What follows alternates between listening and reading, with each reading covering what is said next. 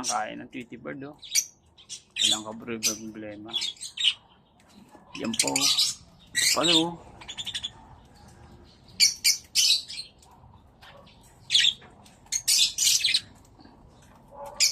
Yun, meron pa ako doon. Nakakulong, oh.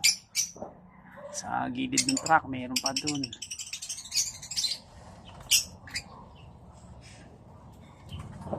Tweety Bird din yan. Mga Tweety Bird yung mga alaga ko. Nakakalibang. Ito pa isa, oh. May mga alaga pa ako dyan. Oh. Kakatail parrot.